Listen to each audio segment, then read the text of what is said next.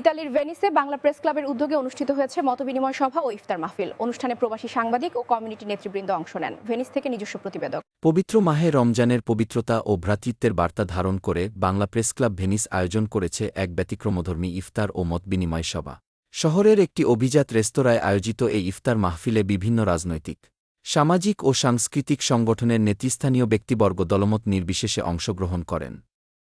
প্রবাসে বসবাসরত বাংলাদেশিদের মধ্যে পারস্পরিক সৌহার্দ্য ও সম্প্রীতির বার্তা ছড়িয়ে দিতে এ আয়োজন গুরুত্বপূর্ণ ভূমিকা রাখে। অনুষ্ঠানে বক্তারা বলেন, প্রবাস জীবনে ঐক্যই হচ্ছে সবচেয়ে বড় শক্তি। রমজানের শিক্ষা আত্মসংযম, সহনশীলতা ও ভ্রাতৃত্ববোধ, এই মূল্যবোধকে ধারণ করে প্রবাসী সমাজকে এগিয়ে নিতে হবে। একই সঙ্গে বাংলা প্রেস ক্লাব ভেনিসের কার্যক্রমের প্রশংসা করে বক্তারা বলেন, সত্য ও বস্তুনিষ্ঠ সংবাদ পরিবেশনের মাধ্যমে সংগঠনটি ইতোমধ্যে ইতালিতে বসবাসরত বাংলাদেশিদের আস্থা অর্জন করেছে। দোয়া ও মোনাজাতের মাধ্যমে ইফতার মাহফিলের সমাপ্তি ঘোষণা করা হয়। আয়োজকরা আশা প্রকাশ করেন, আগামী দিনগুলোতেও প্রবাসী সমাজের কল্যাণে এবং বস্তুনিষ্ঠ সাংবাদিকতার ধারাবাহিকতা রক্ষায় বাংলা প্রেস ক্লাব ভেনিস অগ্রণী ভূমিকা পালন করবে। ভেনিসের এই প্রবাস জীবন তোমাদের মাঝে খুঁজে পাই মন, খবর আর গল্পে কাটে বিকেল,